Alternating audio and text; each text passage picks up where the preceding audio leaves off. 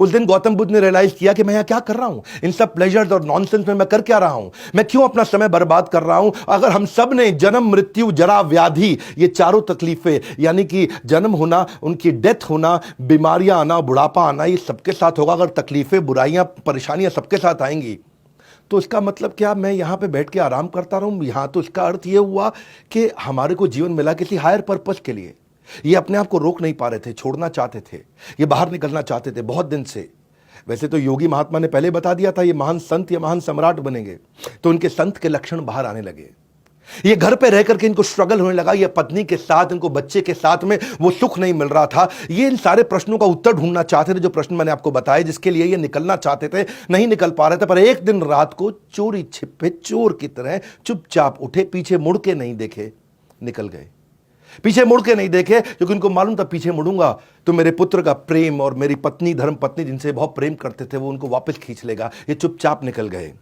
और भगवत गीता की लेसन, वो लर्निंग यहां पे क्या उन्होंने एस्टैब्लिश किया, भोग ऐश्वर्य प्रसक्ता नाम तया भृत चेतसाम व्यवसायत्मिका बुद्धि समाधो न विधीयति। जिस व्यक्ति की फोकस्ड बुद्धि नहीं है, समाधो न विधीयति, वो कभी भी समाधि में प्रवेश नहीं कर सकता। वो व्यक्ति जो भोग में और ऐश्वर्य में लगा है, तो उस दिन उन्होंने भोग और ऐश्वर्य त्याग दिया। इनका कहना था, भगवत गीता का 13वें अध्याय का 9वां श्लोक, जन्म मृत्यु जरा व्याधि दुख दोषानुदर्शनम अनुदर्शनम अनुदर्शनम। इन्होंने सारे दुखों को, उसका अनुदर्शन, उसका दर्शन किया, उसको समझा, उसको पहचाना कि इस जीवन के अंदर जन्म मृत्यु जरा व्याधि ये बहुत बड़े बड़े दुख हैं। अब ये निकल पड़े अपनी आध्यात्मिकता की खोज की यात्रा में। कई महीने साल बीत गए। आपको एक कहानी सुनाता हूं। एक आउटकास्ट वुमेन, जिसको बोलते हैं अछूत साधारण समाज के अंदर, वो रास्ते में एक मटका लेकर के ठंडा शीतल जल चलते चली जा रही थी। धूप का दिन था, बहुत गर्मी थी।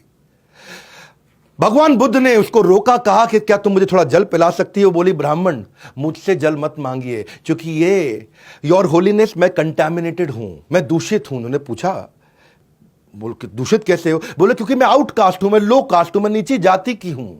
इन्होंने कहा, मैंने पानी मांगा है, तुम्हारी जाति को नहीं मांगा है, जाति नहीं पूछी तुम्हारी। वो बोले, हे ब्राह्मण, लेकिन मैं तो आउटकास्ट हूं। तो वहीं गौतम बुद्ध ने जवाब दिया, वो इंसान जो खुंदक खाता है, गुस्सा खाता है, लालची है, ईर्ष्या रखता है, द्वेष रखता है, बेशर्म है, जिसमें बुराइयां है, बेईमान है, पाखंडी है, वो नीची जाति का है। जाति जिसमें जन्म हुआ वो डिफाइन नहीं करती।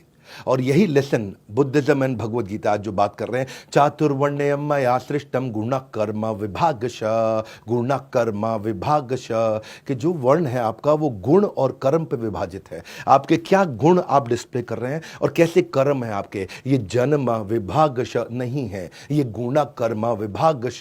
तो गौतम बुद्ध ने क्या कहा, मनुष्य जन्म से नहीं बल्कि कर्म से शूद्र या ब्राह्मण होता है। कोई भी मनुष्य अपने कर्मों से महान बनता है, अपने जन्म से महान नहीं बनता है।